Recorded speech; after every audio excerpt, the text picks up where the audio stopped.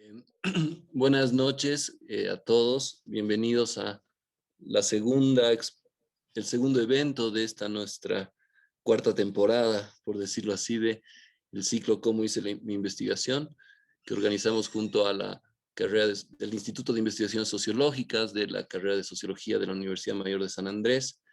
Eh, la idea del ciclo es, más que lo que se suele hacer es presentar los resultados de una investigación concreta. Lo que nosotros intentamos en este ciclo es que los y las expositoras más bien nos cuenten el proceso mismo de emprender la investigación, los vericuetos, las vicisitudes que uno enfrenta, de alguna manera mostrar la cocina de la investigación como un ejercicio pedagógico para las personas que estamos investigando, tanto como docentes o como estudiantes.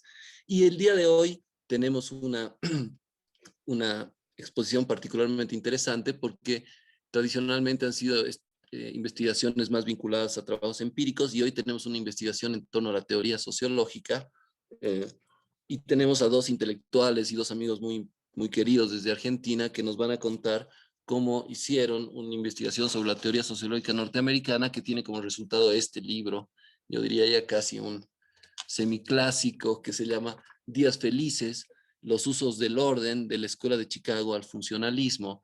Este libro fue escrito por Norberto Cambiaso y Alfredo Grieco y Babio, publicado por la editorial Eudeva, y justamente tenemos a ambos autores que nos van a contar cómo han emprendido el libro, ¿sí?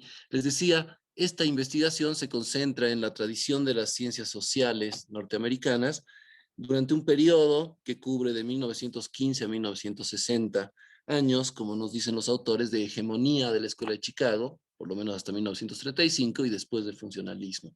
Es un libro muy interesante que de alguna manera permite conjuncionar ambas corrientes de pensamiento que a veces suelen verse muy bipolarmente, ¿sí? Entonces, nos van a hablar sobre cómo llegaron a este libro, cómo lo emprendieron y antes de cederle la palabra quisiera presentar a nuestros dos expositores.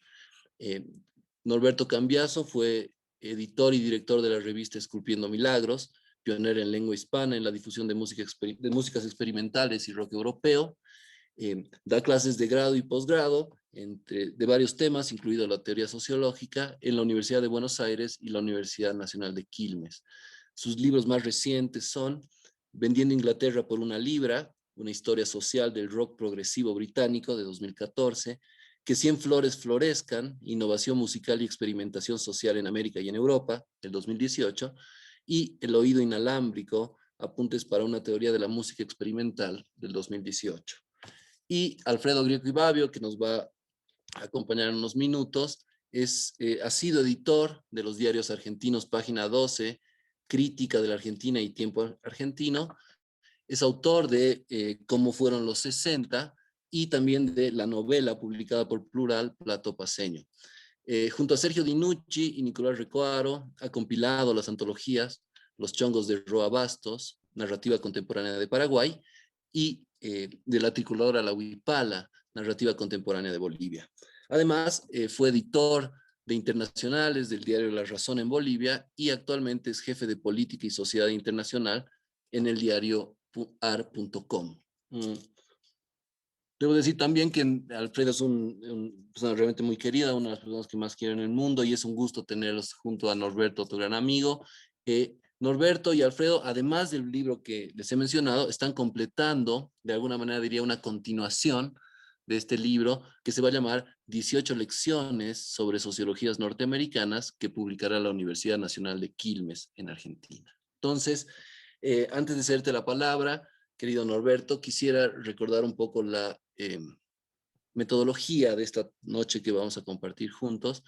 En primer lugar, van a exponer nuestros dos expositores, cada uno alrededor de 20 minutos, y después van a haber una o dos rondas de preguntas a partir de las intervenciones que tengan ustedes, ya sea en Zoom o en Facebook Live. Entonces, después de escucharlos, tendremos unas rondas de preguntas.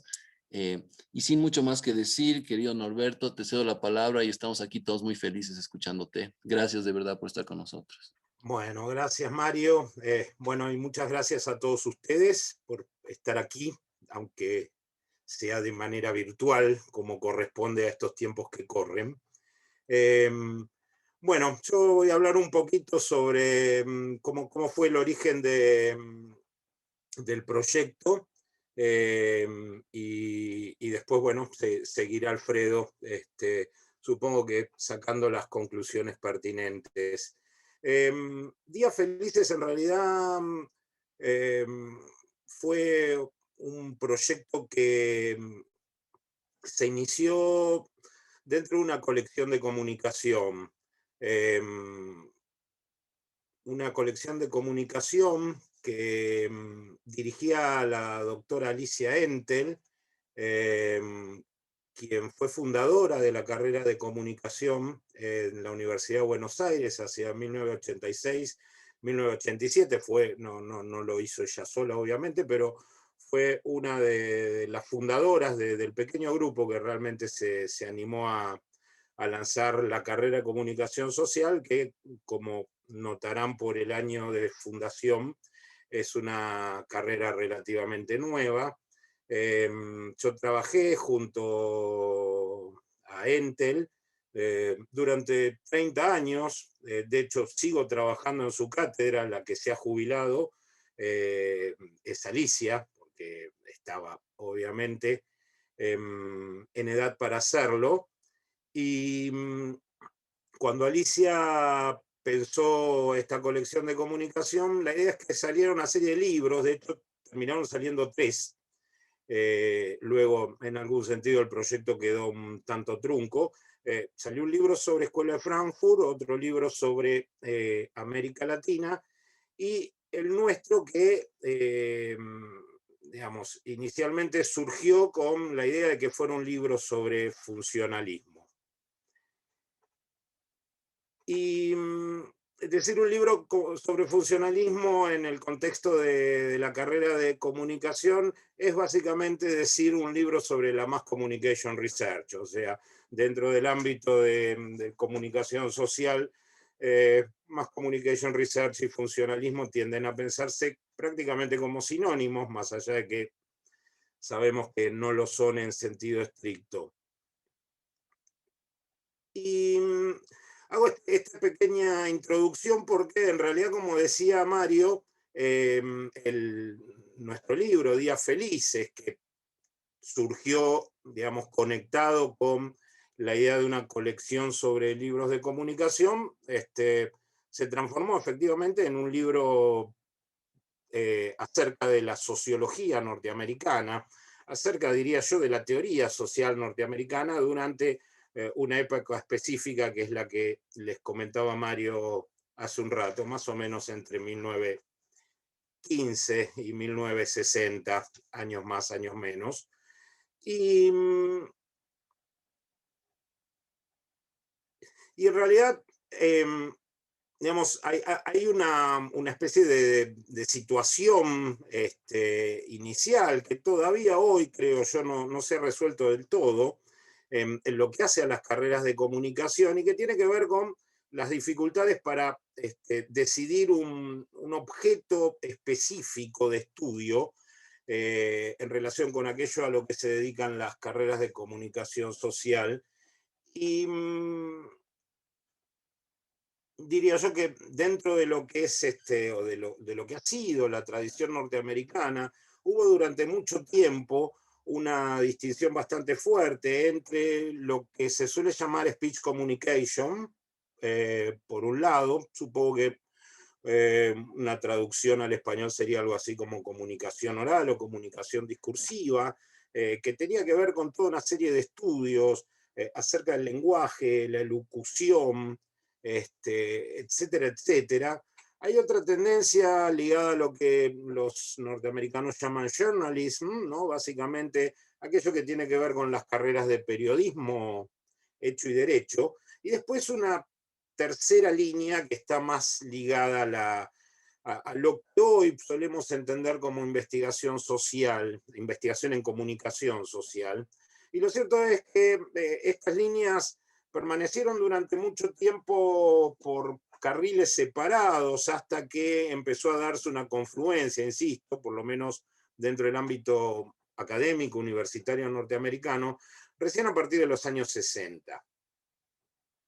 Por lo tanto, cuando empezamos a plantearnos el problema de la Mass Communication Research, una de las cosas que surgió y que de hecho se puede leer en el libro, es esta discusión acerca de, bueno, de cuál era o cuál es el estatuto epistemológico de algo que se ha constituido claramente como disciplina, como es la comunicación social.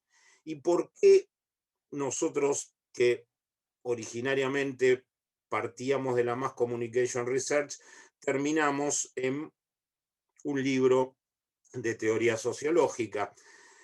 La respuesta en realidad la dan los propios textos.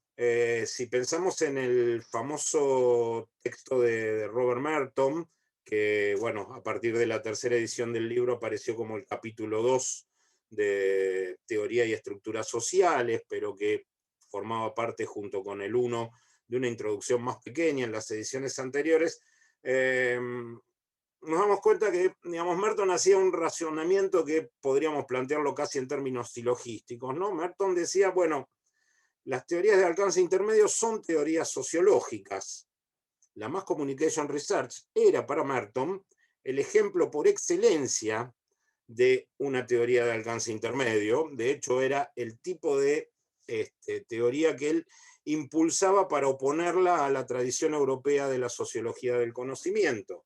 Entonces, si las teorías de alcance intermedio son siempre para él teorías sociológicas, y si la Mass Communication Research es una teoría de alcance intermedio, eso permite concluir que la Mass Communication Research era, para muchos de sus pioneros, como Robert Merton y Paul Lazarsfeld, una teoría sociológica. Y este tipo de concepción aparece también en lo que probablemente sea el gran libro de síntesis acerca de mucha de esa investigación empírica intermedia que caracterizó a la tradición, diría yo, fundamentalmente a partir de los años 40, durante los años 40 y 50, que es la influencia personal de Paul Lazarsfeld y Elihu Katz, en donde efectivamente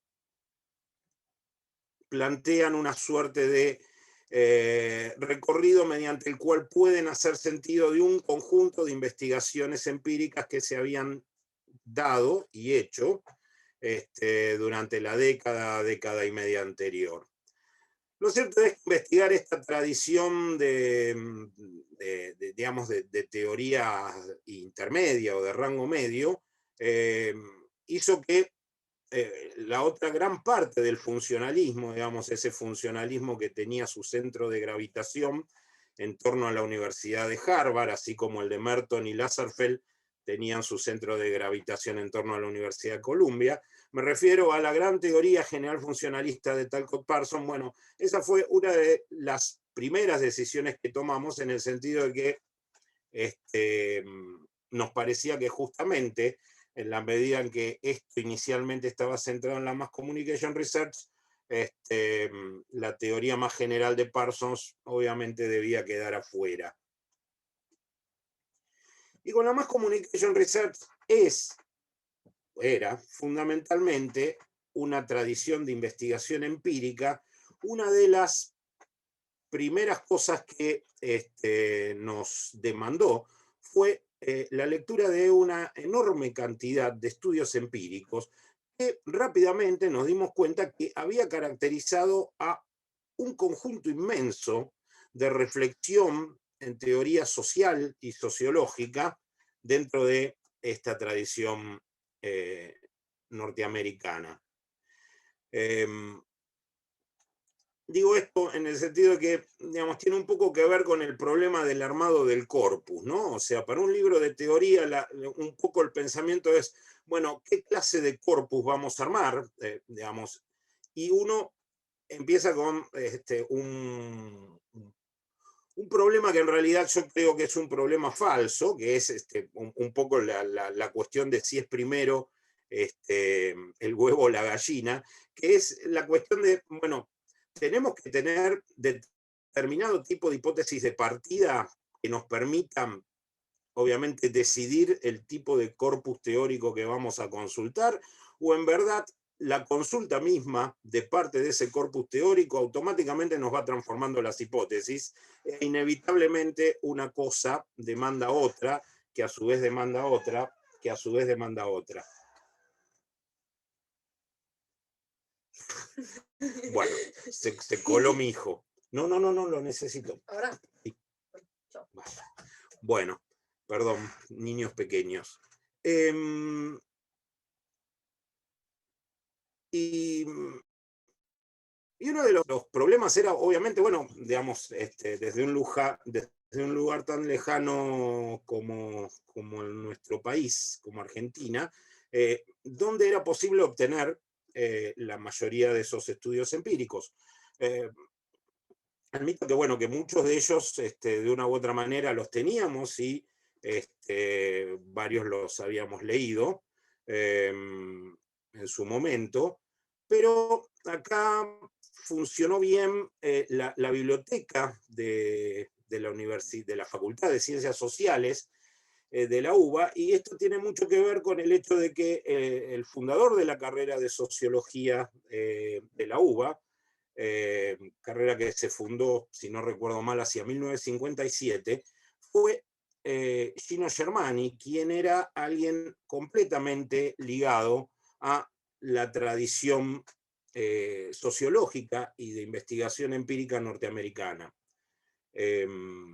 Gino Germani había escrito un estudio que hoy es un clásico, Estructura Social de la Argentina, que apareció en 1955, o sea, un par de años antes de que efectivamente él se convirtiera en el fundador y en el primer director de la carrera de Sociología, y que era, digamos, una reflexión sobre los procesos de estratificación de las clases sociales, un poco a partir de lo que había sido el proceso del primer peronismo, que efectivamente había concluido, había durado 10 años, de 1945 a 1955. Por lo tanto, empezamos a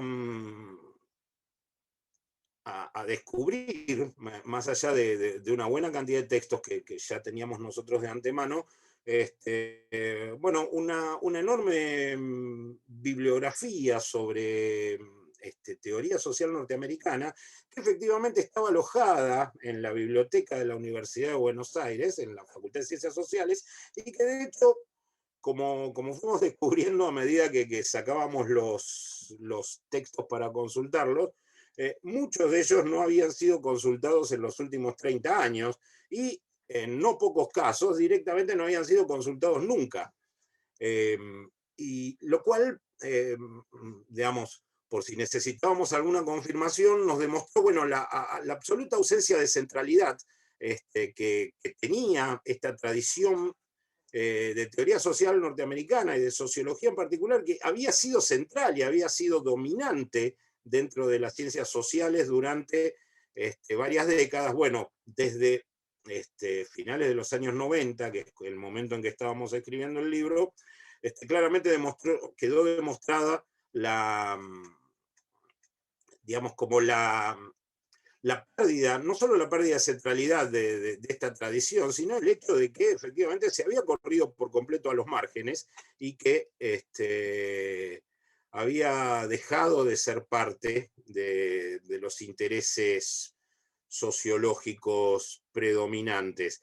Pero no siempre había sido así, insisto, entre muchas de las cosas que consultamos, revisamos también un conjunto de tesis que hacían los estudiantes, los graduados, digamos, en la carrera de sociología durante aquellos años, fundamentalmente finales de los 50, especialmente los años 60, que demostraban tanto en lo que tiene que ver con la metodología, como con el tipo de recorte de los problemas, ¿no?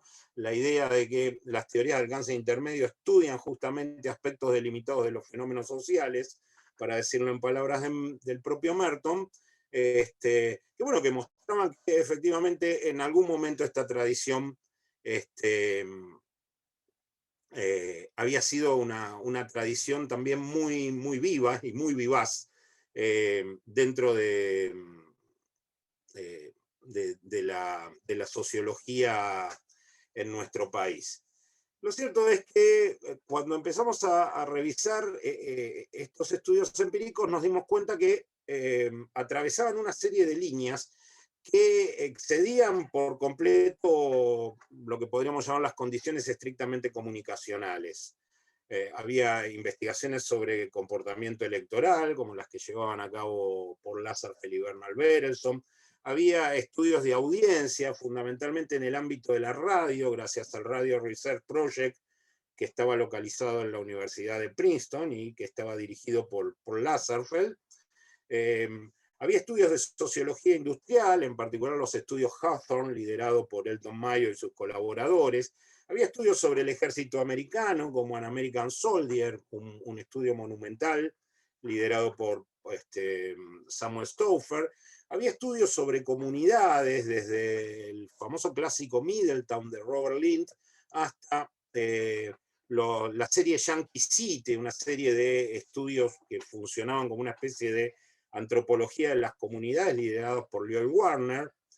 Había estudios de opinión pública y propaganda. Había toda una línea de estudios en psicología experimental, dado que la psicología social norteamericana funcionó en estrecha relación con la sociología, diría yo, muchas veces casi por caminos paralelos, y que se cruzaban continuamente, en realidad no meramente paralelos.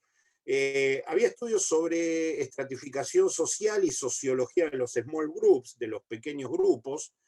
Había estudios sobre teoría de la anomia y conductas desviadas, o sea, lo que después se constituyó en la gran tradición de la sociología de la desviación.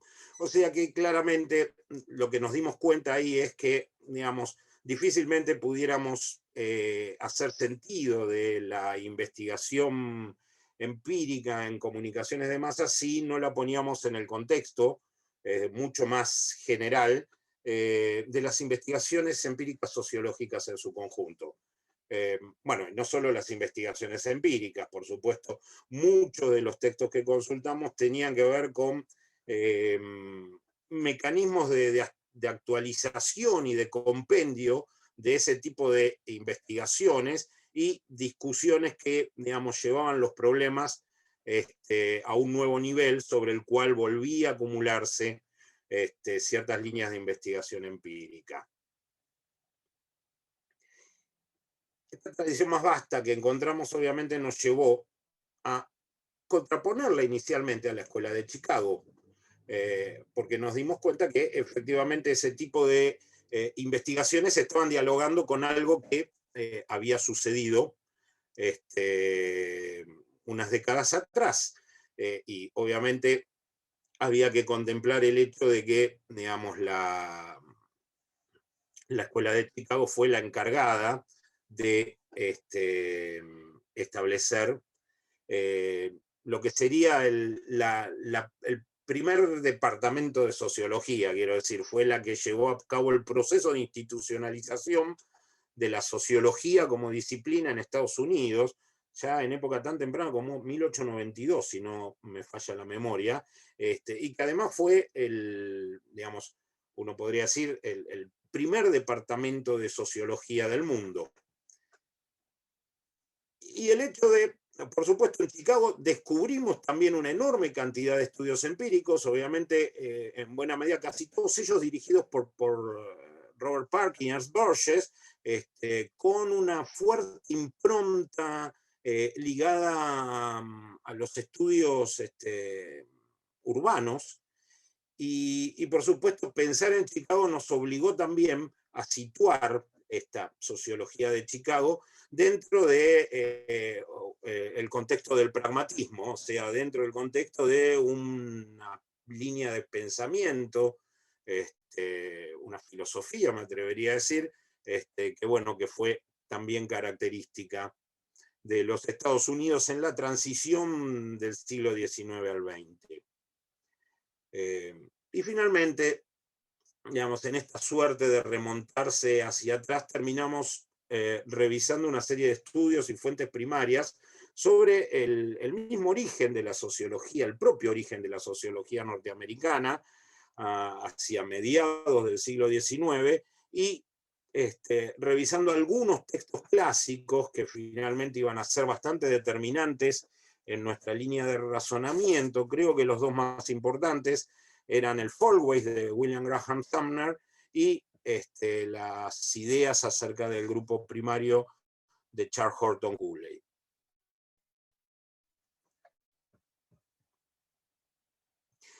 Pero en un punto más avanzado de nuestra investigación comenzamos a sospechar que más allá de las distintas tradiciones de teoría social, existía un hilo conductor que subyacía a todas estas tradiciones. En particular, nos dimos cuenta de que, amén de que siempre se suele pensar digamos, el funcionalismo como una teoría contrapuesta a la escuela de Chicago, en realidad empezamos a ver que había toda una serie de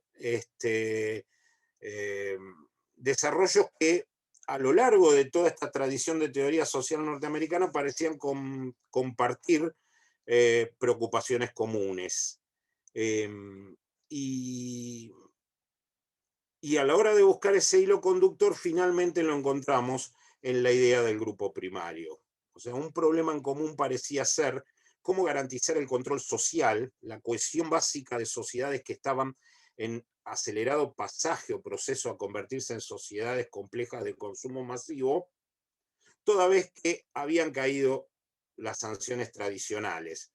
Una preocupación que, si se quiere, tenía una impronta durkheimiana, digamos, estaba ligada a las intuiciones de Émile Durkheim, pero que también corría a contramano de lo que iban a ser las conclusiones del sociólogo francés. Y las conclusiones de esta tradición de teoría social apuntaban a invertir en algún sentido los postulados de esa sociología clásica ligada a los nombres de Durkheim, de Weber, de Ferdinand Tony, incluso de Marx, porque, entre otras cosas, no aceptaban corte radical alguno entre la Gemeinschaft y la Gesellschaft. O sea, no aceptaban digamos, el dualismo que había sido característico en algún sentido de buena parte de la sociología clásica entre comunidad y sociedad. Claramente no lo aceptaba en el funcionalismo, el asunto podía ser un poco más ambiguo en Chicago, y claramente el pragmatismo de Dewey a Peirce se oponía a este tipo de dualismo moderno. Nociones como la desorganización social de William Thomas o la anomia de Merton retomaban aquellas preocupaciones, pero la disparaban hacia lugares considerablemente novedosos. Y la propia teoría política del funcionalismo también parecía ir a contramano de las antiguas teorías liberales de la democracia normativa. Los individuos, en las explicaciones de esta tradición, nunca estaban atomizados del todo, siempre existían en el seno de los pequeños grupos o grupos de referencia, y era esta cohesión social desde abajo la que podía garantizar el equilibrio político, la homeostasis incluso, que eventualmente, fundamentalmente el funcionalismo, pensó que se producía en lo que sería, digamos, el vértice de las sociedades. Para no extenderme en el asunto, este fue un poco el proceso. Sí quiero marcar 2 o 3 cosas, así dejo tiempo para que hable Alfredo. En primer lugar, este es un libro que reivindica las fuentes primarias. O sea, hemos leído, y lo digo literalmente, toneladas de bibliografía secundaria. Digo toneladas porque eran libros efectivamente pesados, la mayoría de ellos eran hardcovers, que uno iba apilando en su casa o iba fotocopiando trabajosamente página por página, en el caso de los que sacábamos de la biblioteca. Pero pese a que utilizamos toda la bibliografía secundaria que nos parecía pertinente, claramente el libro implica una lectura de las fuentes primarias. O sea, a la hora de chequear, en realidad no tiene índice onomástico el libro, pero si uno lo lee se va a encontrar con que, digamos, lo que se discute ahí son toda una cantidad de fuentes primarias ligadas a la teoría social, desde el pragmatismo de Peirce, o Dewey o George Herbert Mead, pasando por los estudios empíricos urbanos de Chicago, las teorías de William Thomas y Robert R. Park, hasta, digamos, toda la clase de investigaciones empíricas que caracterizó a la línea funcionalista, desde las investigaciones sobre comportamiento electoral y la mass communication research, hasta los estudios sobre comunidades. La otra cuestión tiene que ver con que este es un libro escrito a 4 manos. ¿Y cómo escribimos este libro a 4 manos? Quiero creer que alguien que no conoce el proceso, incluso no podría distinguir del todo bien quién escribió o quién hizo la redacción final de cada capítulo. Esto, por supuesto, tiene que ver con que hubo una reescritura ligada, digamos, a correcciones de estilo, pero tiene que ver también con que nada se concluía hasta que uno no hubiera convencido al otro de la verdad de su argumento, lo cual nos llevaba a discusiones continuas, que a veces se podían volver eternas, entre Alfredo y yo, cada uno tratando de convencer al otro de, digamos, cómo había que discutir determinada cuestión puntual, y muchas veces eso incluso nos obligó a reescribir parte de lo que habíamos hecho, incluso a reescribir capítulos enteros. Y finalmente, cuando el libro estuvo definido, fue un libro que nos convenció a los dos, porque obviamente hubo un toma y daca, un intercambio continuo de discusiones que, digamos, que confío que nos haya mejorado intelectualmente a ambos. Y el otro punto, el último punto que quería plantear era, bueno, ¿dónde debíamos establecer el corte, ¿no? O sea, nosotros nos habíamos dado el lujo de remontarnos casi hasta el inicio de la indagación sociológica norteamericana. Pero la tradición que comentábamos comenzaba a perder su centralidad, o había comenzado a perderla, a medida que arreciaban los ataques contra ella, fundamentalmente, diría yo, a partir de mediados de los años 60, en buena medida, pero no solo por ello, en el contexto de, digamos, los nuevos movimientos estudiantiles.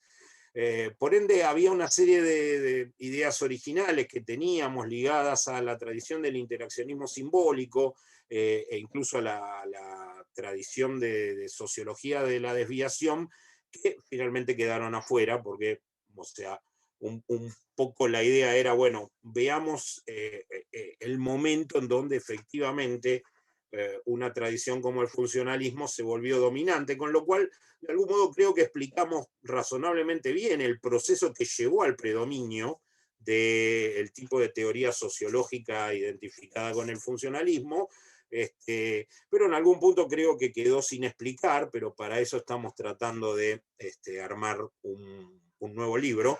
El proceso por el cual efectivamente esa teoría perdió el predominio, digamos, la hegemonía que supo tener durante por lo menos 3 o 4 décadas en el pensamiento social, no solo norteamericano, sino que su influencia en otros lugares, como por ejemplo en nuestro país, había sido enorme, digamos, su gravitación había sido enorme durante buena parte de este periodo.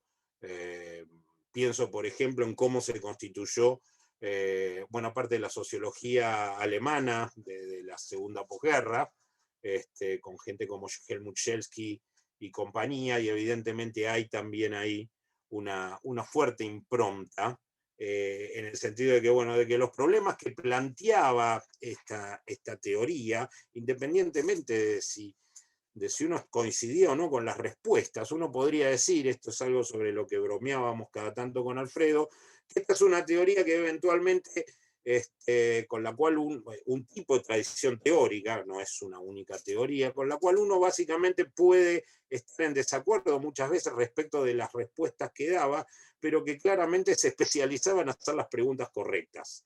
Esa fue quizá la conclusión más importante que terminamos sacando de todo este trabajo. Dicho esto, le cedo el lugar a Alfredo o a Mario.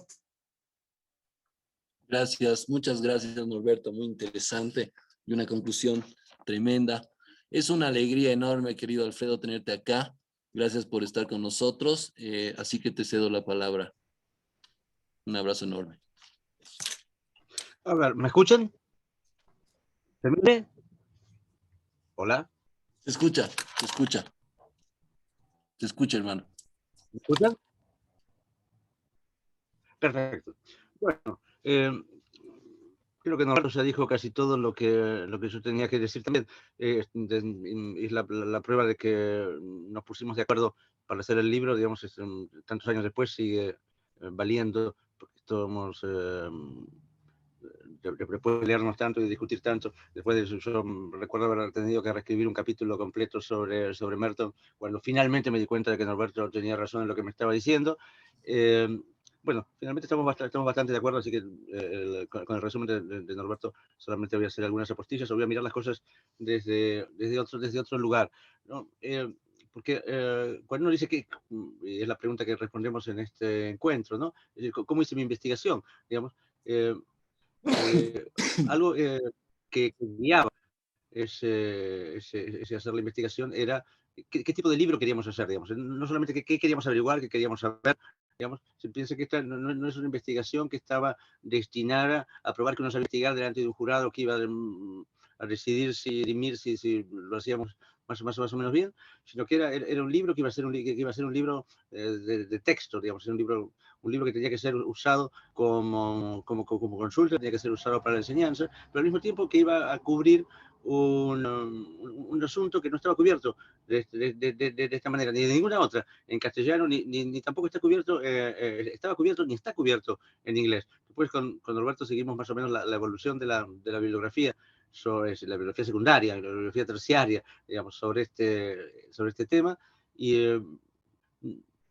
no sé si para alegrarse o no, pero no hay muchas, si tuviéramos que ampliar la bibliografía, las obras importantes que se hicieron después no son muchísimas, o no las hay. Lo que sí varió en todo caso es nuestro conocimiento de más y más fuentes primarias sobre el asunto. Nosotros queríamos hacer un libro que también tenía una finalidad histórica, que era cubrir, digamos, decir, la sociología que se había producido en Estados Unidos en determinado periodo, la sociología que canónicamente era considerada la mejor y también otras que no, y ver qué relaciones tenía con otras ciencias sociales del periodo, digamos. Y algo que uno descubre cuando hace eso es que, como esa novela famosa que se llama El Go-Between, ¿no? que de alguna manera lo que nosotros hacíamos, que éramos los portadores de una mediación, dice, el pasado es un país, el pasado es un país extranjero, ¿no? Es decir, todo es distinto, digamos, el lugar que ocupaba la sociología no es el mismo lugar que la sociología ocupa ahora, digamos, no es que determinadas teorías, llegaron los interaccionistas, simbólogos y los metodólogos, empujaron a los sociólogos de Chicago y los funcionalistas y se pusieron en el mismo lugar. El lugar que ocupaban era ya totalmente diferente. Digamos, es decir, las funciones que se atribuían a las ciencias sociales eran distintas, las funciones que se atribuían específicamente a la sociología eran diferentes. Una de esas funciones que recorre todo este periodo, que Roberto mencionó, pero yo quería enfatizar, porque eso tiene especial interés, por lo menos en el cono sur, y en gran parte de la recepción en castellano, es la criminalística, digamos, es decir, la importancia que tiene para el derecho penal, para organizar, digamos, cuáles son las medidas de control social que las sociedades tienen que adoptar, ¿no? Es decir, supongo que es el tema que Mario está investigando con respecto a la transición democrática en Bolivia después del 82, digamos, está investigando, será más que investigado, quiero decir, tiene mucha importancia, digamos, para un tema como ese, el tipo de estudios que hicieron la Escuela de Chicago, que hicieron el funcionalismo, como también lo tiene para la Argentina de la transición democrática y de otros periodos. Y esos cambios de funciones de la sociología, los cambios de funciones de la teoría social, los cambios de funciones de las investigaciones empíricas también redundan en las condiciones de posibilidad de realizar esas investigaciones, las condiciones de posibilidad de conseguir financiamiento para esas investigaciones. Nos interesaba también tratar de ver de qué manera se imbricaba, digamos, es decir, la teoría social, digamos, las teorías del cáncer intermedio, lo que se llamaba la gran teoría, digamos, lo que después Wright Mills burlaba llamando la gran teoría, con la posibilidad de conseguir profesionalización sociológica y de conseguir trabajo en las universidades, pega, digamos, y al mismo tiempo conseguir fondos para realizar determinado tipo de investigaciones. Lo interesante de la Escuela de Chicago es que son investigaciones que se pueden realizar sin fondos, digamos, es decir, cada una de las investigaciones está hecha de manera personal, sin contar con ningún tipo de apoyo especial. Eran lugares donde por eso gran parte de las investigaciones de los doctorandos de la Escuela de Chicago son investigaciones hechas en Chicago, lugares donde puedes ir caminando, digamos, podíamos tomar el tranvía que no existe más, ¿no? Sí. Y algo que fuimos persiguiendo es que hay un enorme arco histórico, digamos, ¿no? Que es el que cubre este periodo y que es uno de los que dejó sin función y sin interés a empresas sociológicas como las que hacía la escuela de Chicago, ¿no? Es decir, por eso Roberto decía muy bien cómo nosotros nos remontábamos hacia el pasado y podríamos habernos remontado todavía más, podríamos haber llegado, digamos, a la época de Washington Irving, ¿no? O sea, a las primeras teorías sociales que se hacen en la América independiente, incluso antes de la independencia de América, digamos, es decir, nosotros leímos los libros importantes que fue para nosotros de lectura fue el libro de Bryce sobre the American Commonwealth, ¿no? Que es una visión, es decir, no tan admirativa, digamos, entusiasta como la de Tocqueville, digamos, el funcionamiento de la democracia americana, pero sí es una visión muy institucionalista. ¿Cuáles son los mecanismos de articulación que hay entre los distintos poderes del Estado? Es decir, las distintas formas de elección de las autoridades, la determinación de aquellas autoridades que no son electivas por el pueblo, sino que son electivas por colegios de electores, de qué manera se organizaban las formaciones políticas, de qué manera se podía aspirar a reemplazar el poder, digamos, pero de qué manera todo eso se iba institucionalizando, digamos, y con una atención que es siempre predominante a los cuerpos intermedios, a los grupos pequeños que median entre lo que sería la comunidad y la sociedad. Por eso que rechazan la teoría dualista, digamos, en parte también porque no ve ningún desgarramiento entre los valores comunitarios y los valores societarios. Dice que incluso cuando termina este largo periodo, todavía sigue siendo una sociedad muy rural, Estados Unidos. Vamos a decir, Estados Unidos dice que América Latina, digamos, es decir, España planifica, digamos, y realiza, digamos, la conquista territorial de lo que llamamos América Latina mediante la fundación de ciudades. No ocurrió eso en Estados Unidos. Digamos, Estados Unidos es una sociedad rural que, en contra de su voluntad, empieza a urbanizarse.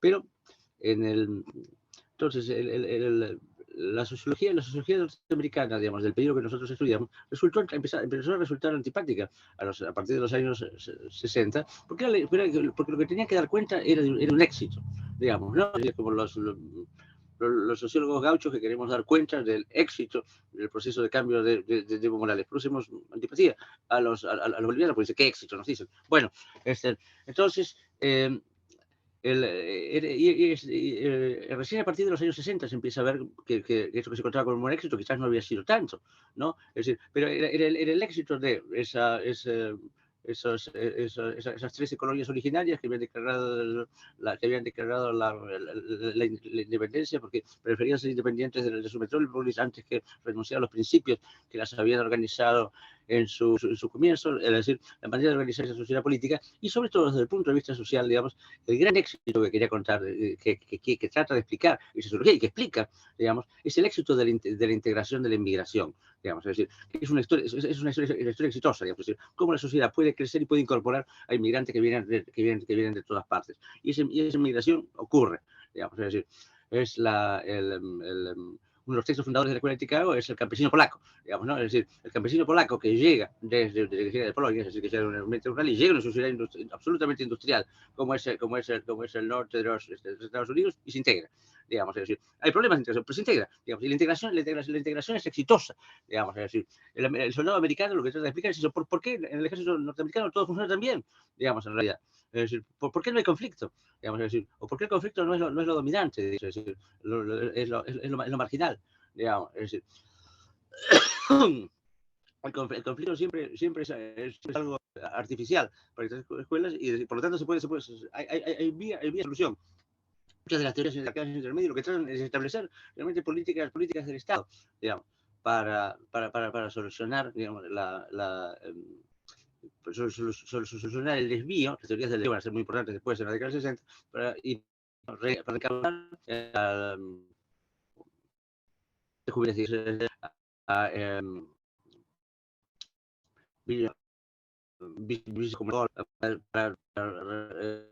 conseguir que los armarios no se convirtieran en lugares donde la infancia no fuera la escuela, digamos, ¿sí?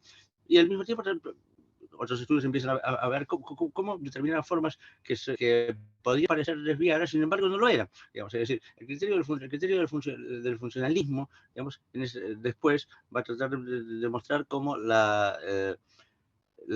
todo aquello que contribuye a la homeostasis no es desviado, y todo aquello que nos desvía de la homeostasis sí lo es. Y ese es el criterio, y no los preconceptos morales o éticos que podamos tener al principio. Siempre se puede conciliar, pues se podían conciliar, digamos, la ley seca y después podían conciliar la abolición de la ley seca. Digamos, por eso otra de las cosas que no estudian, que se les ha reprochado, esto sí es más interesante, es el crimen organizado. Las mafias no están estudiadas por la escuela de Chicago. Siempre lo que se estudia es el desvío de la conducta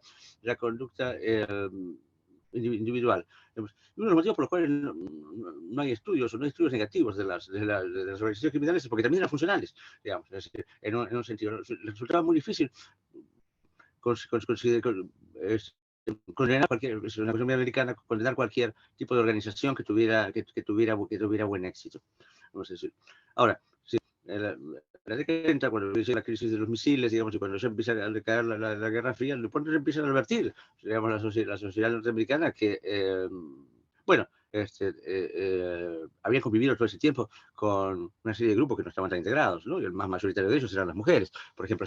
Y que era una sociedad que había causado un genocidio indio en el siglo XIX y que había esclavizado a la población negra. Digamos, pero esas historias no eran historias de éxito, pero no se les había prestado atención, digamos, y por lo tanto esa desatención que prestaron a aquello que después iba a dedicarse a una atención exclusiva, es una de las causas de una condena ideológica para este conjunto de estudios, que sin embargo explican muy bien aquello que se proponen explicar, digamos, y que es acaso un reproche legítimo para el Departamento de Sociología que no hayan dedicado recursos a estudiar otros temas, pero no se puede referir a los estudios individuales que no estudien aquello que no se proponen estudiar.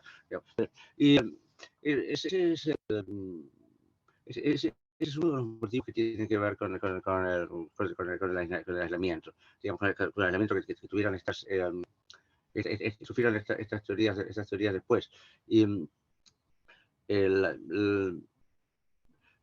sobre todo, digamos, porque tiene en esa negación del dualismo, digamos, en ese monismo fundamental, que es, si lo pensamos en América Latina, por ejemplo, en nuestro país, en la Argentina, es el mismo dualismo que hay entre civilización y barbarie. La comunidad es bárbara vista desde el punto de vista de la sociedad. En cambio, historiadores como Mitre no lo ven así, ven como lo ven como lo podría ver Park o Merton, o incluso Parks. Es decir, el desarrollo de la historia norteamericana es el desarrollo de un destino manifiesto que es una hazaña de la libertad. Digamos. Esa historia exitosa, digamos, era también una filosofía social que era característica de la Guerra Fría, ¿no? Es decir, donde se oponía brutalmente, digamos, a las explicaciones clasistas, digamos, del crecimiento de las potencias industriales a partir de la guerra de clases. Y eso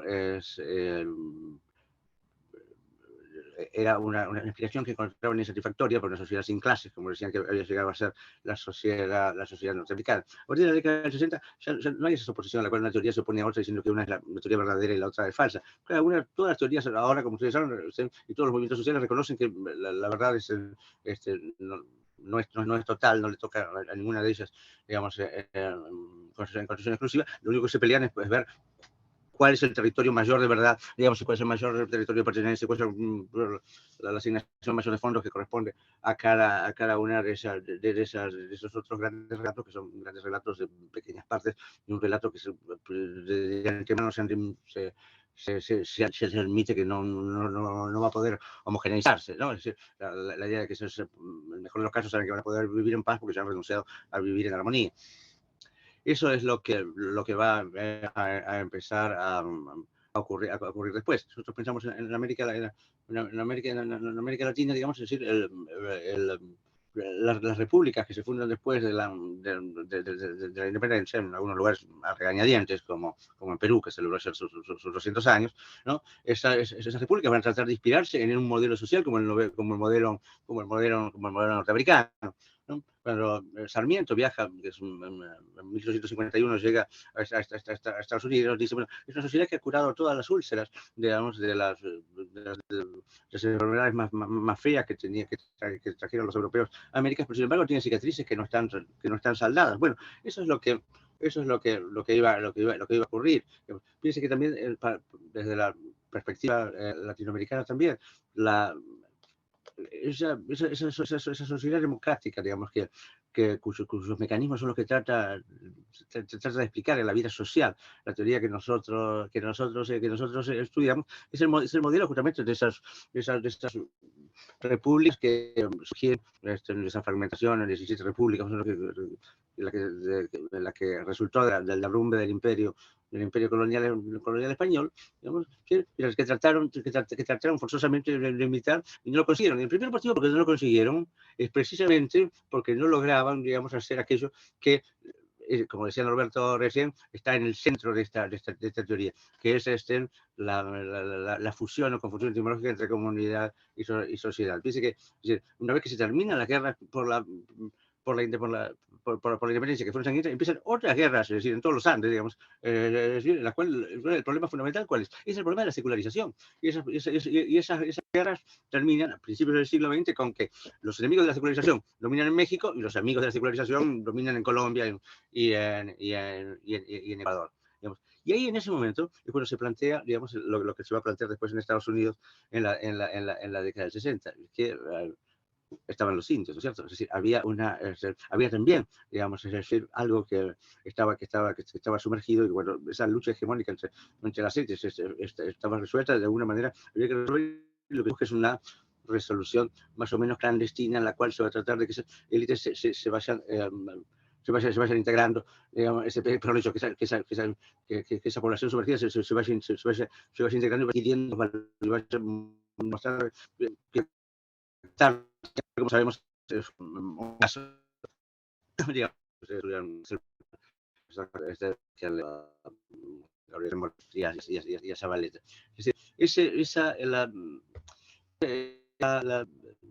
los problemas de falta de integración son aquellos que son uno de los límites de esa escuela que nosotros estamos, digamos, y precisamente, digamos, el concepto mismo de integración es un concepto que resulta ser antipático y por eso también significó un freno.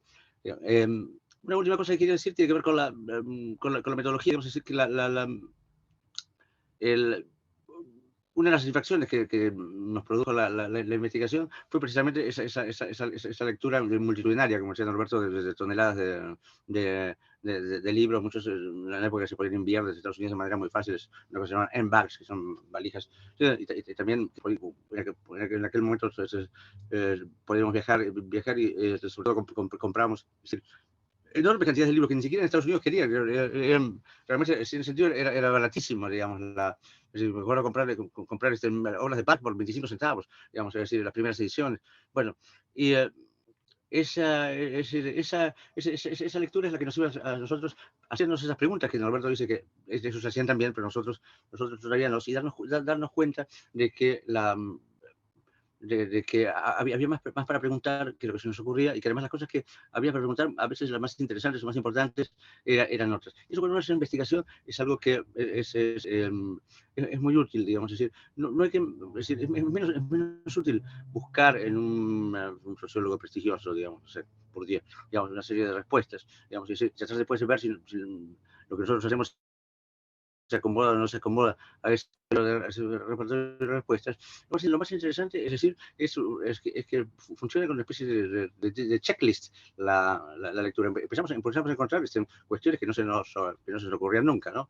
Es decir, es algo que me acuerdo que mi querido colega y sin embargo amigo, el doctor Sousa, que creo que está por ahí, decía y compartía conmigo que una cosa que descubrimos es decir, cuando mirábamos, por ejemplo, la bibliografía rusa, es decir, o cuando mirábamos los libros rusos, una cosa que nos interesaba era la bibliografía, porque había cantidades de libros que nosotros ignorábamos la existencia, y que el solo título del libro nos mostraba cómo determinadas cuestiones se podrían ver de otra manera. Es decir, muchas veces lo más interesante es lo que uno encuentra y que no buscó.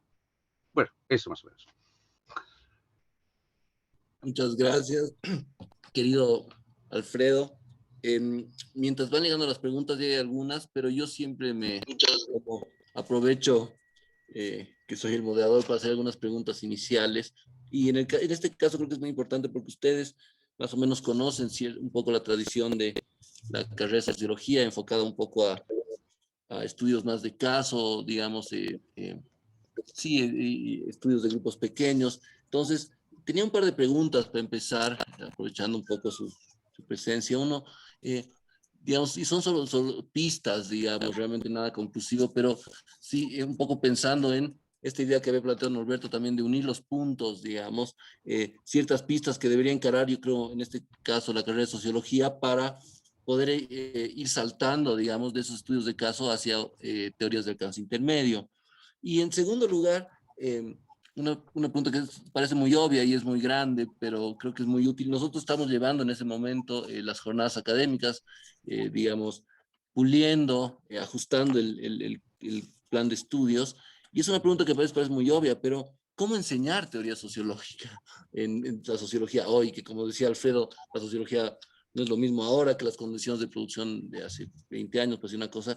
¿Cuál es el rol de la teoría sociológica hoy? Y si se puede incluso pensar en términos concretos en la carrera de sociología, que en muchos sentidos se emparenta con otras carreras en Latinoamérica. No sé qué tienen que decir al respecto. Yo sé que son preguntas amplias, pero la idea es pensar juntos.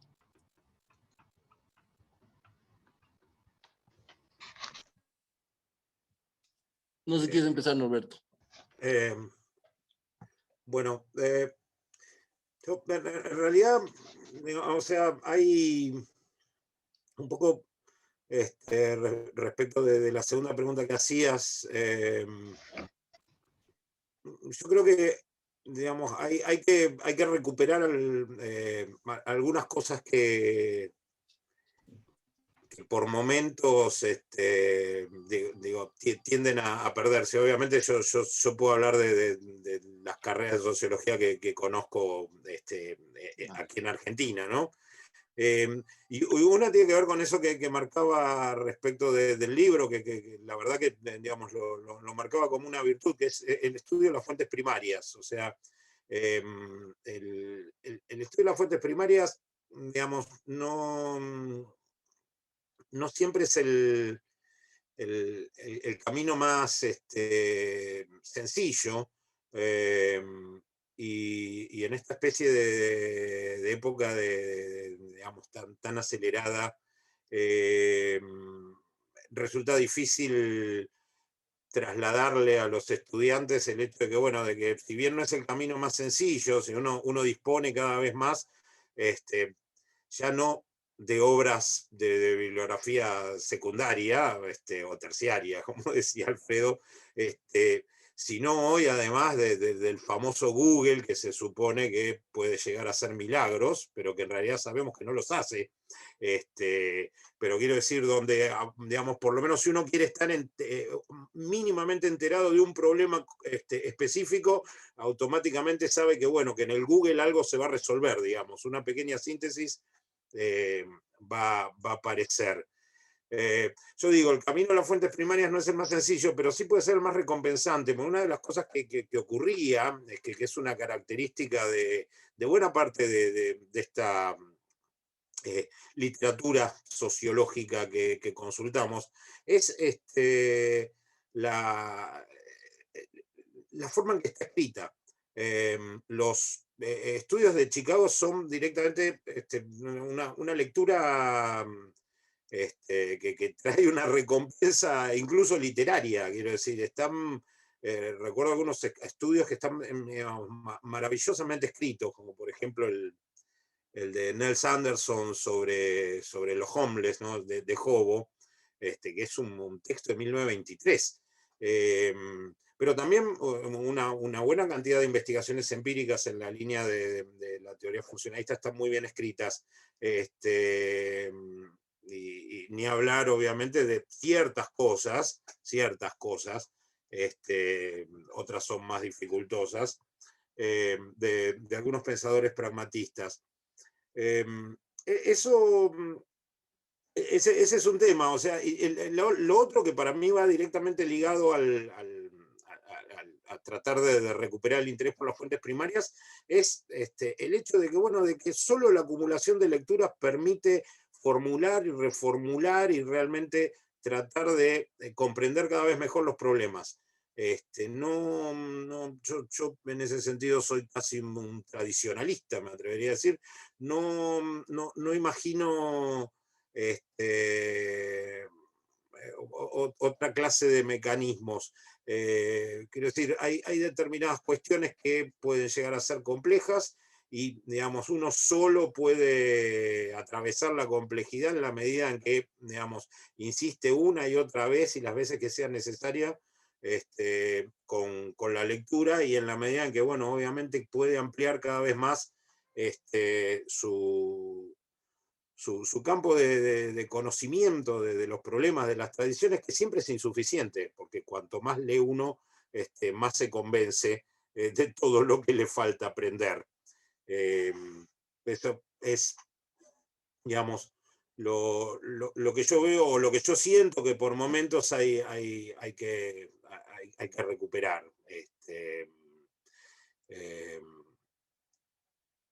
Pero no sé si Alfredo tiene alguna cosa más para agregar. No sé si Alfredo estás por ahí. Estás con tu micrófono apagado.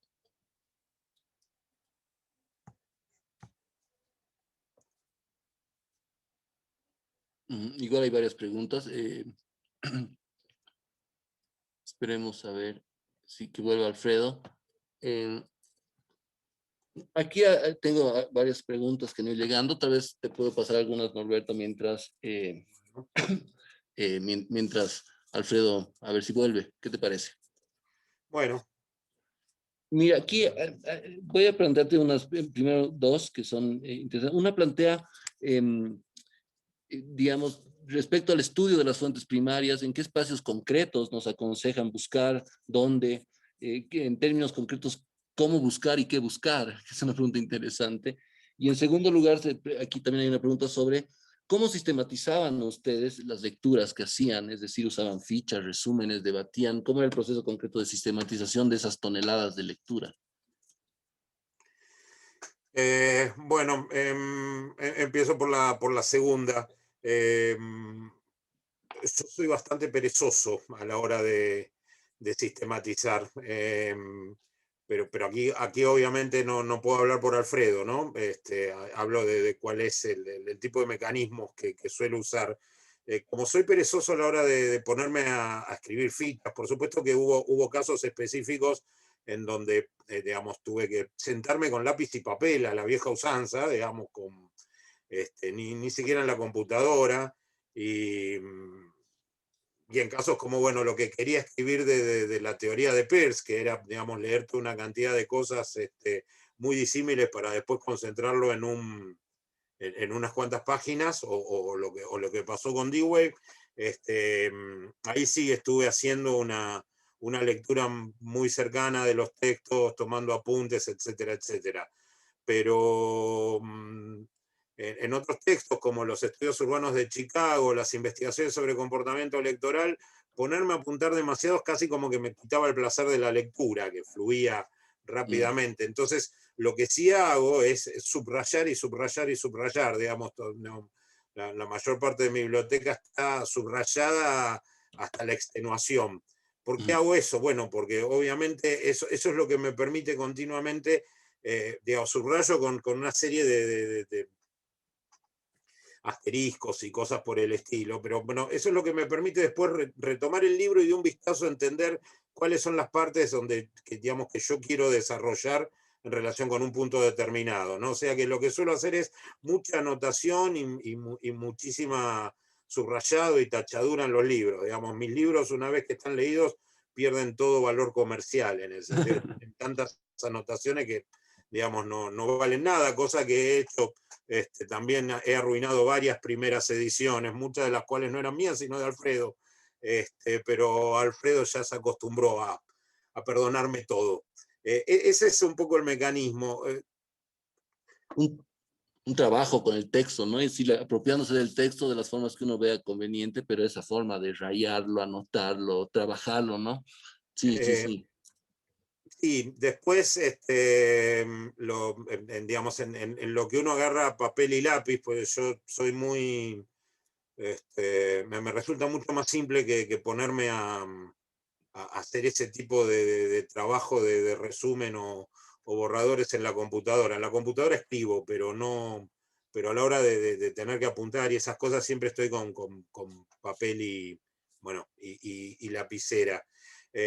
A la hora de pensar los problemas concretos, ahí sí, digamos, yo por lo menos hacía una especie de punteo específico de las cosas que quería escribir, y después directamente arrancaba, o sea, no sin preocuparme demasiado. Por supuesto que el proceso de escritura automáticamente me llevaba a otros lugares y me hacía transformar muchas veces lo que había sido mi razonamiento inicial. Y como si eso no fuera suficiente, después tenía Alfredo, que vos lo conocés bien y que te imaginás que es un lector de una exigencia extraordinaria. Por lo tanto, bueno, ahí empezaba todo el proceso de discusión para darle forma final a lo que había escrito cada uno. Pero no termino de entender bien la otra, digamos, el inicio de la pregunta, o sea, la idea de dónde obtener las fuentes primarias, o sea, que, digamos, Sí, digamos, creo que tiene que cuando ver hablo de también. fuentes primarias hablo de los textos en particular, ¿no? Hablo de Sí, los textos clásicos, qué sé yo. O creo sea, que no sé, si uno trabajara sobre determinados aspectos de Estados Unidos durante el siglo XIX, obviamente la democracia en América de Tocqueville se convertiría en una fuente. O sea, con fuentes primeras no me refiero datos. a documentos específicos, no en el contexto de un libro como el nuestro, que es un libro de teoría, sino que me refiero a textos que, digamos, se han convertido en clásicos, ¿no? Claro. Sí, yo creo que la pregunta iba más a cierta cuestión que tiene que ver con las tradiciones, digamos, de las bibliotecas que tienen en Buenos Aires y las que tenemos acá, donde están configuradas de otra manera totalmente distinta. Y de hecho, los libros, esos libros casi inconsultos que ustedes encontraron, son inhallables acá, porque no forman parte de las cosas que se compran. Entonces, me parece que tenía que ver más con eso, es decir, con un poco con las configuraciones que tenemos en torno a las bibliotecas, que son muy distintas entre Argentina y Bolivia, digamos, ¿no? Y bueno, Pero, yo aclaré que, o sea, parte que hayamos podido hacer parte de este trabajo se debió a esa casualidad que tiene que ver con el hecho que, bueno, que el fundador de la carrera de sociología provenía de esta tradición. Si quisiéramos investigar cuestiones más ligadas a la sociología contemporánea, por ejemplo, muy probablemente la Biblioteca de Ciencias Sociales de la Universidad de Buenos Aires hoy es insuficiente, porque, o sea, así como esta tradición estaba bastante bien documentada, mucho de lo que vino después de los años 60 ha quedado pobremente documentado, porque obviamente digamos, las vicisitudes políticas, el achicamiento constante de presupuesto, etcétera, etcétera, ha llevado a que, digamos, la biblioteca tenga cada vez, o compre cada vez menos libros en lugar de comprar más, o que tenga, digamos, determinado tipo de prioridades por los cuales, bueno, hay ciertas teorías de moda o autores más que teorías que básicamente uno va a encontrar, y hay otros autores que no van a aparecer ni remotamente, ¿no? Para poner un ejemplo, sin abrir juicio de valor, pero digamos, es muy posible que uno vaya a las bibliotecas de la Facultad de Ciencias Sociales o incluso de Filosofía y Letras y encuentre todo Foucault. Pero no es sencillo, en cambio, teniendo en cuenta, justo porque hablábamos el otro día con Alfredo, alguien que había cumplido 100 años, encontrar las obras de Edgar Morin, para poner un ejemplo. Para poner dos ejemplos, además de proveniencia francesa, ¿no? Te tenemos de vuelta, Volvió Alfredo. No sé si escuchaste las primeras preguntas, que me interesa mucho tu opinión un poco sobre cómo enseñar teoría hoy y el rol que puede tener la teoría en una carrera que conoces bien como la de la Universidad Mayor de San Andrés, con sus propiedades particulares, ¿no?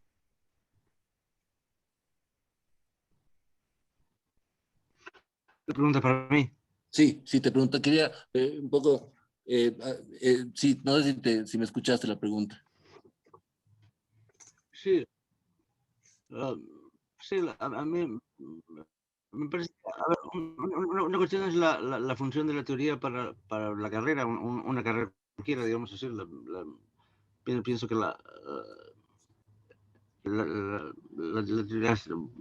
teoría de las teorías sociológicas, digamos que a pesar de que son una ciencia tanto más nueva que la historia, digamos, ¿no? La historia la lleva la sociología como 2.400 años de ventaja, pero no obstante, tiene una historia que es muy antigua, deben ser, a mi manera de ver, por lo menos, deben ser enseñados desde una perspectiva histórica, por lo menos debe enseñarse la historia de las teorías sociológicas, además de las teorías sociológicas que se enseñen de una manera sustantiva, temática, conceptual, en cada una de las divisiones o subdivisiones así, temáticas o perspectivas o metodológicas de la sociología. Pero por otro lado, ¿qué función cumplen para las investigaciones sociológicas y qué función cumplen para las investigaciones sociológicas que tienen que ser los alumnos de la carrera, los alumnos de maestría, los alumnos de doctorado, digamos así? Y ahí pienso que la mejor teoría, la teoría que resulta más invisible cuando uno lee los resultados de los a los cuales esas teorías de alguna manera llevaron, empujaron, cuál es su valor. Me pasó de escuchar, no tuve demasiadas oportunidades, pero sí unas cuantas de escuchar defensas de tesis de la OMSA, y pasaba que había como una especie de obligación de dar cuenta de que se conocía el marco teórico del que se había partido, del cual siempre había un capítulo en las tesis, y había una especie de necesidad de remarcar que se había cumplido con todos los requisitos que ese marco teórico, digamos, elegido, digamos, de alguna manera preasignaba, o las investigaciones lo preasignaba, digamos, a la observación de determinadas áreas de la realidad que habían sido las que el autor había estudiado con predilección. Es decir, lo cual era un ejercicio bastante inútil y bastante desconcertante, porque se desfiguraban tanto, es decir, la teoría como las observaciones, y uno pensaba que probablemente había mucho que había sido bien observado y que, no obstante, como no tenía importancia contrastarlo con la teoría. La teoría, me acuerdo de una tesis sobre el bullying, que decía la tesis de Scott, ¿no? Bueno, eso también quedaba fuera, digamos. Es decir, personalmente pienso que la idea del marco teórico es particularmente perniciosa. Es un pasaporte para directo a la ignorancia. De la teoría, mientras más invisible, mejor, digamos. El uso de la teoría, cuanto sea más invisible, mejor, digamos, es decir, ¿no? Pero tiene que ser bien conocida, digamos, pero es decir, la teoría, es decir, no es una especie no es como una aerolínea que uno elige, ¿no? Es decir, entonces, bueno, entonces va a viajar por BOA, entonces, digamos, bueno, se sabe cuál es la ruta, etcétera. Digamos, es, no que sea tampoco partidario del eclecticismo teórico, en el sentido de que pensar que todas las, como decía Ranke, ¿no? Si todas las teorías están igualmente cerca de Dios y todas las épocas históricas también, sino que, pero por otro lado, digamos, la fidelidad, digamos, a una teoría que implica un marco teórico, digamos, muchas veces además esas teorías están elegidas pensando en una calificación previa de aceptación que esas teorías tienen por quienes nos van a evaluar por el medio por el medio en el que estamos, ¿no? Es decir, no sé hasta qué punto es útil, digamos, la orientación de una etnografía, por ejemplo, a partir de determinado tipo ni de teoría ni de metodología etnográfica. Por otro lado, tampoco pueden ser desconocidas, digamos, es decir, tienen que funcionar como causa, como contralor, como pared en la que rebotan los disparos que damos.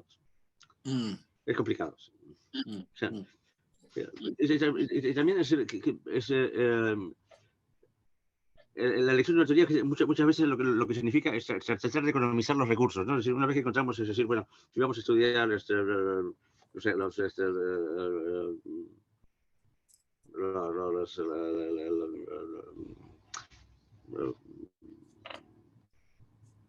apuestas en el alto, por ejemplo, entonces vamos a usar Erving Goffman, entonces que nos viene muy bien, entonces ya está, digamos, es decir, eso, sí, Erving Goffman sirve para las estrategias de simulación, es decir, sí, pero es decir, lo que vamos a hacer es nada más que pasar la carne por una picadora de carne, especial, ya sabemos lo que va a salir del otro lado. Sí, y entonces como elegimos ese autor, entonces esa guía que evidentemente conduce resultados, digamos, y conduce tanto más a resultados cuanto que la teoría muchas veces está inspirada en el estudio de determinados tipos de situaciones sociales que son de un modo u otro, es decir, más forzada o menos forzadamente análogos a lo que nosotros vamos a estudiar. Entonces eso implica un empobrecimiento terrible del mundo. Es decir, que un amigo Bien, muy interesante. Sí, es evitar ese uso tan mecánico, digamos, de la teoría, como dices, esa máquina para picar carne. Podríamos hacer una última ronda. Hay muchas preguntas, pero voy a elegir algunas solamente, algunas van a quedarse afuera. Hay alguien que quiere pedir la voz, creo, pero bueno, antes de eso, hay una pregunta de la profesora Mónica Navia, un poco sobre un énfasis que nosotros tratamos de hacer, que es en torno a, digamos, una formación desde pregrado vinculada a la investigación, pero muchas veces eso no sucede tanto, y en la práctica muchos de los y las estudiantes llegan a cuarto y quinto año casi sin haber hecho investigación concreta. Se pregunta ella, cómo engarzar, dice, la formación de pregrado con un trabajo de investigación, digamos, más o menos constante, ¿no? Otra pregunta que hacen acá, que es una pregunta que siempre se hacen los estudiantes, es en términos de teoría, ¿cuáles serían las fronteras entre la sociología y la antropología en América Latina? Esas dos, por favor, mientras hay alguien que está pidiendo la mano, creo.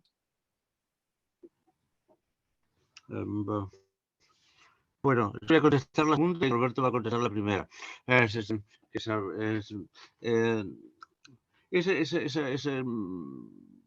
hay fronteras, ¿no? Es decir, hay fronteras académicas, digamos, es decir, hay fronteras institucionales, pero desde el punto de vista teórico no las hay. Si ustedes piensan ¿qué fronteras hay en la sociología francesa entre la antropología y la sociología de Durkheim o de Moss? Digamos, todo, es decir, si nosotros miramos, lo podemos mirar, está acá a mi espalda, está, digamos, toda la Sociología, que digamos que es la revista que en la que año a año Durkheim y toda su escuela reseñaban todas las publicaciones que consideraban que tenían que ver con la sociología. Nosotros vamos a ver que la mitad de esas publicaciones hoy son clásicos que se estudian en la carrera de antropología y no en la sociología, pero justamente el hecho de que estén ahí no es porque Durkheim no supiera, digamos, estuviera equivocado, digamos. Es decir, realmente son, de hecho, en el libro que hicimos con Alberto, digamos, a pesar de que los dos leímos muchísimos, es decir, no todos leímos todo lo que leyó el otro, digamos, hubiera sido materialmente imposible, y además en algunas cosas tenemos intereses diferentes. A Alberto le interesa mucho más todo lo que tiene que ver, más que a mí, todo lo que tiene que ver con la Mass Communication Research, le interesa mucho la escuela de Frankfurt, que a mí no me interesa nada, digamos, por más que la he leído. La escuela de Frankfurt es un ejemplo perfecto, digamos, de cómo arruinar una investigación sociológica, porque el hecho de empezar a usar la escuela de Frankfurt inmediatamente vuelve la investigación autotélica, porque enseguida se trata de explicar a la escuela de Frankfurt y no al objeto, digamos. Ocurre casi todas las investigaciones que la usan. Digamos, pero, por ejemplo, las partes que tienen que ver, el capítulo final que tiene que ver con la antropología y tiene que ver con las relaciones que hay entre antropología funcionalista y la sociología funcionalista, la antropología funcionalista tanto en Gran Bretaña como en Estados Unidos, porque de hecho, digamos, es decir, algunas figuras fundamentales de la antropología británica enseñan en la Escuela de Chicago, como Radcliffe Brown, y a su vez de ahí surgen algunos de los principales antropólogos norteamericanos, como Fred Egan, que fue un discípulo de Brown.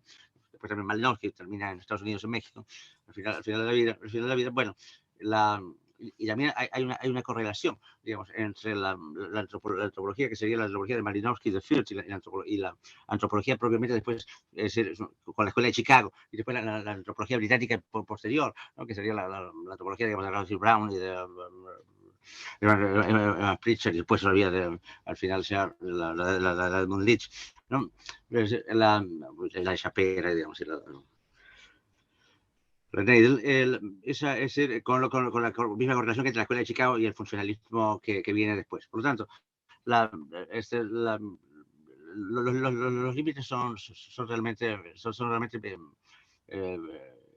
imprecisos, pero no imprecisos porque no sepamos trazarlos, sino que muchas veces la única razón de dividirlos es la razón de la departamentalización profesional de la enseñanza universitaria y de las dos disciplinas. Por ejemplo, en la Universidad de Buenos Aires están totalmente separadas, porque, por ejemplo, sociología se enseña en la Facultad de Ciencias Sociales y antropología se enseña en la facultad donde yo estudié, que es la Facultad de Filosofía y Letras, digamos. Es decir, por lo tanto, prácticamente no hay vasos comunicantes, digamos. No hay rechazo en común, no se invitan a los congresos entre ellos, digamos. Es decir, es una situación bastante desgraciada. De hecho, por ejemplo, algunas de las personas que conozco que mejor conocen toda la tradición de sociología norteamericana, la sociología funcionalista británica, son antropólogos y no sociólogos. A los sociólogos, por otro lado, les interesan otras cosas que están más influidas, por ejemplo, con paradójico también, con teorías lingüísticas, digamos, con la filosofía, con la semiótica o el psicoanálisis de las escuelas francesas que se estudian excesivamente en mi facultad. Es decir, quiero decir que los antropólogos que están en la Facultad de Filosofía y Letras son los que mejores conocen las tradiciones sociológicas, y los sociólogos que están en la carrera de Ciencias Sociales no se interesan por la tradición.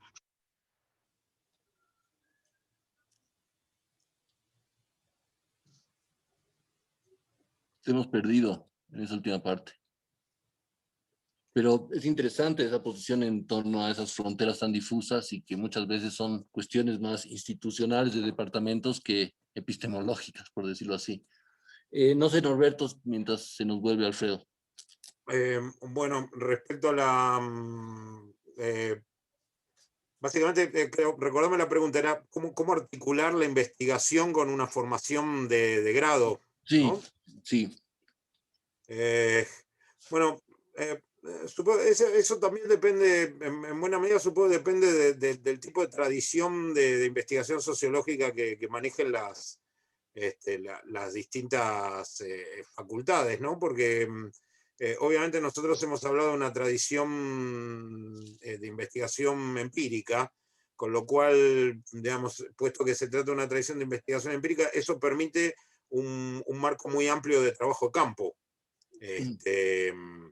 Y de hecho, bueno, yo creo que así se entrenaron generaciones de estudiantes en las universidades norteamericanas, o sea, a partir del trabajo de campo. Ahora, si uno lo compara con cierto tipo de tradiciones más europeas, que son claramente más hermenéuticas, en el sentido que funcionan, o sea, más hermenéuticas que empíricas, ¿no? Para retomar la famosa distinción entre el Erklären y el Verstehen de la discusión de mediados del siglo XIX, ¿no?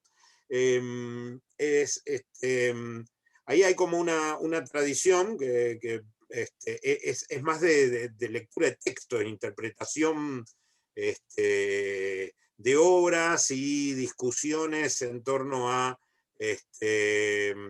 ciertos puntos conceptuales específicos, ¿no? Que obviamente variarán de acuerdo a las diferentes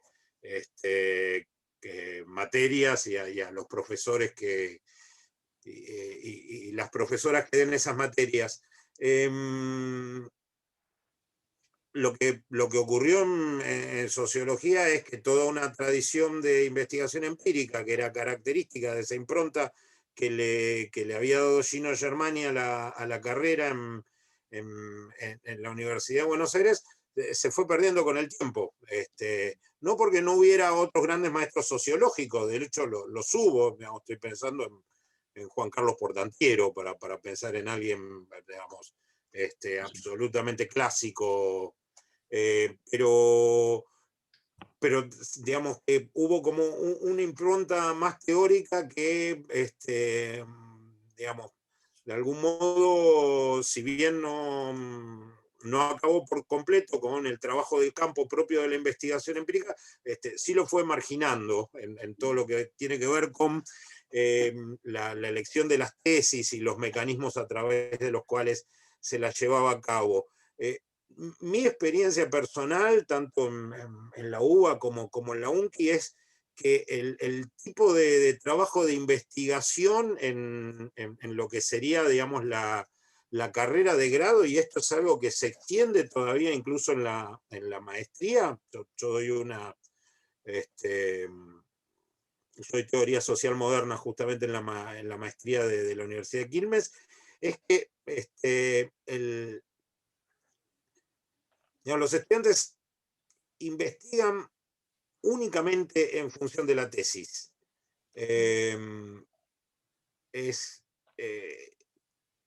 Tanto en el sentido de si tienen que hacer trabajo de campo, que es algo razonable, pues, puesto que, bueno, si uno tiene, no sé, un determinado proyecto, ese proyecto implica determinada clase de trabajo de campo, no sé, muestreos de encuestas, o lo que fuere, bueno, es razonable, obviamente, se hace ese trabajo de campo en relación con la investigación, con la tesis que uno está tratando de llevar adelante. Pero tanto en ese caso como en el tanto del relevamiento teórico, si el relevamiento teórico se convierte en un relevamiento teórico estrictamente ligado a la tesis. O sea, solo aquello que la tesis demanda, lo cual genera que, digamos, se produzca como determinado cuello de botella, en el sentido de que, bueno, uno tiene una tesis muy específica y resulta que esa tesis amerita la lectura de textos muy específicos, pero aquí que entre esos textos muy específicos no hay ningún clásico.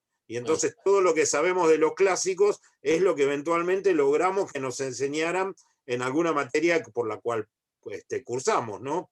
Eso es un problema bastante grave que veo yo, que me pasa incluso con mis alumnos de maestría, que me dicen, bueno, yo quiero, no sé, hacer una tesis sobre los procesos por los cuales,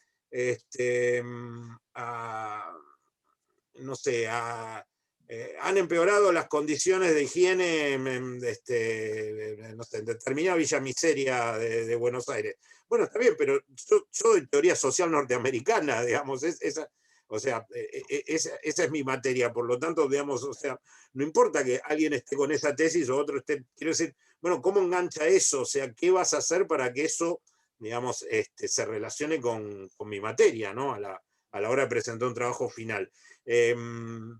La tesis de alguna manera articula todo el recorrido intelectual, o buena parte, la mayor parte, me atrevería a decir, del recorrido intelectual que hacen los estudiantes. Y eso, creo yo, está mal. Y me parece muy bien justamente lo que planteaba la pregunta, aunque yo no tengo la respuesta más adecuada, pero ¿cómo generar, digamos, cierto marco de investigación en un proceso ya, aunque sea en la carrera de grado, que permita, digamos, que el estudiante se dispare por determinado tipo de zonas, y que no todas esas zonas confluyan exclusivamente en un tema de tesis, que muchas veces ni siquiera lo eligen los propios estudiantes, sino que es algo sugerido por los tutores, más ligado a veces incluso a los intereses del tutor o la tutora que a los intereses estudiantiles, en particular, bueno, con los estudiantes de grado más inexpertos, ¿no? Digamos, quizás ya en un posgrado la cosa es diferente. Interesante, muy interesante. Vamos a terminar con, alguien ha pedido la palabra, creo que la profesora Jimena Soruco acabaríamos con esta pregunta y no sé si tiene la palabra la pregunta. Hola, Norberto. ¿Cómo estás? Es Jimena. Quería saludarte, igual a Alfredo. Qué pena que se ha desconectado. No me activan cámara, pero por lo menos escuchando con la voz. Les agradezco, te agradezco la charla, ha sido muy interesante. Y quería preguntar, creo que en la carrera hoy en la carrera nuestra, ¿no? El énfasis es el empírico, el trabajo de campo, pero me ha parecido muy interesante el detalle, el énfasis que has hecho tú en toda la revisión que ha conllevado de investigaciones empíricas hechas por la Escuela de Chicago para al final sacar el libro que ustedes tienen. Entonces, no sé, yo hago también trabajo más textual, ¿no? Me enfatizo en trabajo más textual y entiendo todo la laboriosidad del trabajo con los textos, la revisión, como ustedes han hecho, de las investigaciones que son incluso difíciles de encontrar, ¿no? Toda esta investigación empírica de la tradición norteamericana, pero tan legítima como el otro trabajo, digamos, el trabajo de campo en las calles. Entonces, ahí está Alfredo, ojalá también, hola Alfredo, ¿cómo estás? Que me escuches. Entonces, preguntar tus comentarios, ¿cómo es a veces se tiene el prejuicio de que la investigación teórica o la investigación con textos, digamos, es una investigación de mesa, ¿no? Que al no sacarte a la calle es menos relevante posiblemente para la sociología del trabajo de campo. A partir de la experiencia con toda esta investigación teórica que han hecho ustedes dos, ¿qué podrías comentar? Hola Jimena, justo no, se me fue la voz, no entendí exactamente la pregunta, pero se me fue la voz de Jimena cuando terminaba el comentario. Otra vez, por favor. La escucho como lejana, Sí. a Jimena, me No se cuesta te escucha muy bien.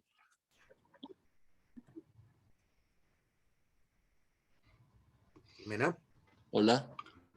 No, bueno, yo voy a tratar de repetir un poco. Lo que le planteaba es un poco que suele haber en algunos contextos como una distinción entre digamos, el trabajo de campo de ensuciarse, haciendo la etnografía o sí, haciendo observación participante, contra una mirada un poco básica de que fuera el trabajo teórico, de investigación teórica o textual, es a veces visto como si fuera menos relevante y que tuviera menos realmente trabajo de campo en sí mismo. Entonces, un poco, Jimena, quería saber un poco cómo ven ustedes esa distinción, a veces arbitraria, entre, digamos, el trabajo sociológico relevante basado en trabajo de campo versus el trabajo de gabinete, entre comillas, menos relevante. Un poco ahí va hacia ahí el apunte, Jimena. Bueno, Lo que pasa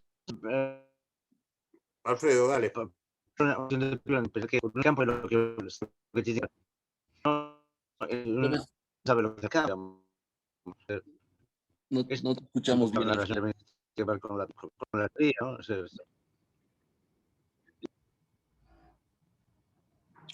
No te hemos escuchado, Alfredo, por la conexión. Por favor, de nuevo. Tal vez ahora está bien. Bueno, ¿qué viene Roberto? O sea, no, Alberto. Bueno, no, bueno, me parece que ¿Qué habla Roberto que se lo escucha? un perfecto ejemplo digamos, de la reconciliación sin dificultades entre investigación empírica y... ahí te veo, Jimena. Entre investigación empírica y teoría es Robert Merton, bueno, que claramente es uno de los grandes sociólogos norteamericanos del siglo XX. Un poco la disputa entre Merton y quien había sido su profesor, el propio Talcott Parsons, pasaba por ahí. O sea, era un poco la idea de, bueno, no se trataba solo de la cuestión de la teoría general, de esa gran síntesis que obviamente venía ensayando Parsons, por lo menos desde la estructura de la acción social, digamos, en la segunda mitad de los años 30, es del 37, si no recuerdo mal. Sino también el hecho de, bueno, digamos, la investigación empírica era lo que permitía efectivamente producir una acumulación de teoría. Por supuesto que esto implicaba tener una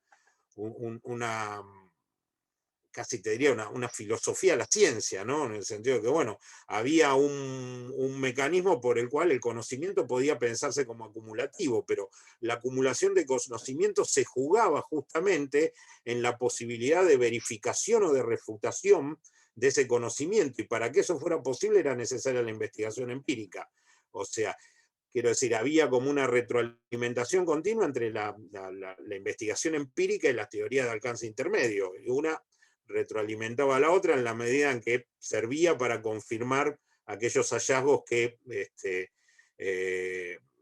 eventualmente, digamos, la investigación empírica servía para confirmar, digamos, cierto tipo de proposiciones teóricas que, imbrincadas de una determinada manera, fundamentalmente hipotético-deductiva para el caso de Merton, llevaban a construir como, digamos, ¿cómo llamarlo? Como colchones continuos de teorías que apuntaban a problemas específicos, ¿no? O sea, una de las ideas fundamentales de la teoría social norteamericana es la idea de policy.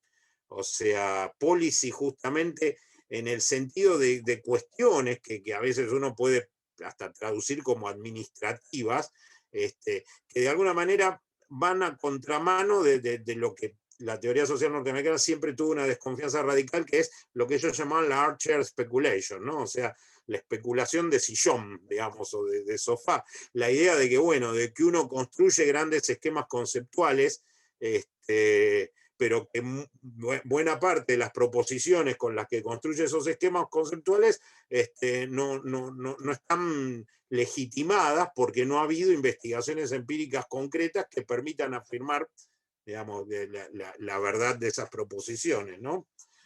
O sea que en realidad en esta tradición en particular, la articulación entre investigación empírica y teoría fue clave, digamos que,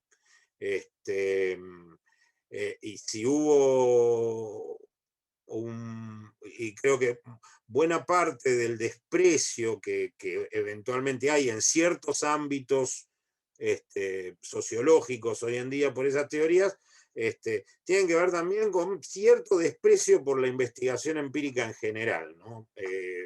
Pero bueno, esto es una presunción personal con la cual no quiero comprometer a Alfredo. Alfredo, tienes la palabra, hermano. ¿Me oye? Sí. ¿Me oyen? Sí. Más o menos.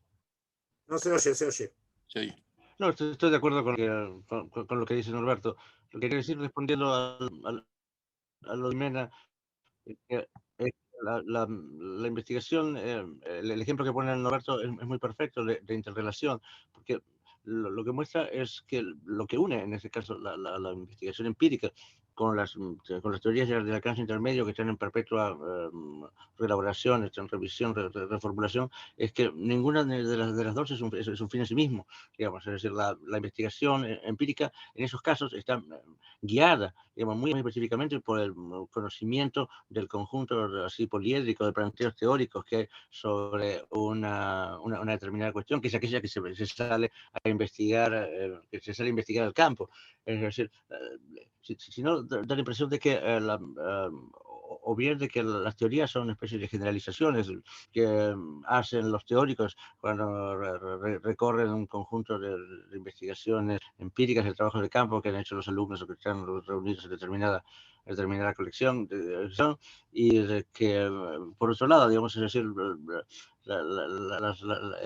el trabajo de campo es algo que uno encuentra apenas uno llega al campo, digamos. Es decir, ¿qué es lo que uno hace cuando uno llega ahí? Digamos, ¿qué es lo que tiene que buscar? No es algo que a uno se le vaya a ocurrir, digamos, necesariamente bien. No se le puede ocurrir, se le puede ocurrir mal, no se le puede ocurrir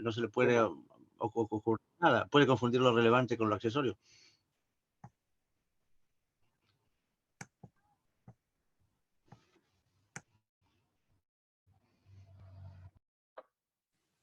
Estás sin micro. Bueno, nos hemos pasado un poco hoy y siempre quedan cosas muy pendientes para seguir pensando, pero quería agradecerles mucho a Norberto, Alfredo, no sé si has vuelto, estaba sin micrófono, y sobre todo quedarme con esta última idea, ¿no? De esta relación entre la investigación empírica y las formulaciones teóricas. Alfredo.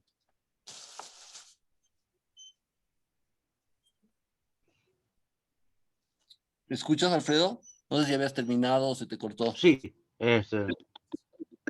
sí. No, había terminado.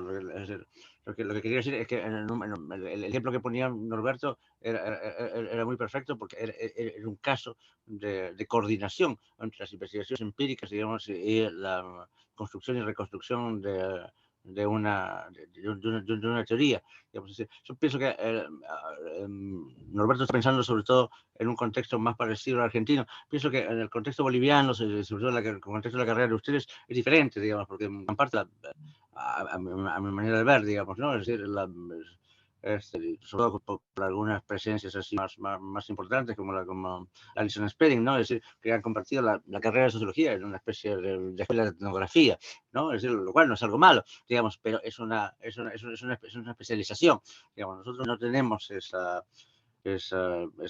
situación en la Argentina, no la hay tampoco en el Paraguay, no la hay en el Uruguay, no la hay en el sur del Brasil. Es algo que por un lado es un logro, pero por otro lado es un logro muy específico que tiene para mí la carrera de sociología de la UNSA.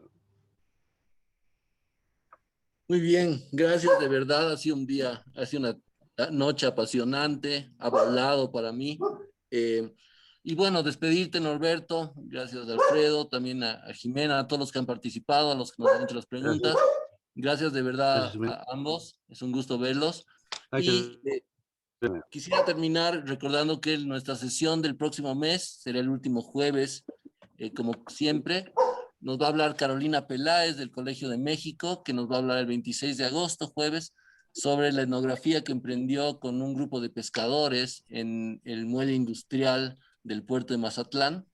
Entonces, esperamos contar con su presencia como siempre. Nos vemos el próximo jueves. Un abrazo grande a todos y gracias de nuevo. Que les vaya muy bien. Bueno, gracias, Mario. Gracias. Un abrazo, gracias, Mario, gracias, Jimena. Jimena. Nadia, chao, gracias. Gracias, Nadia. Nadia, gracias por todo. Bueno. Gracias a ustedes, un gusto. Nos estamos viendo. Nos estamos viendo. Buenas noches. Adiós.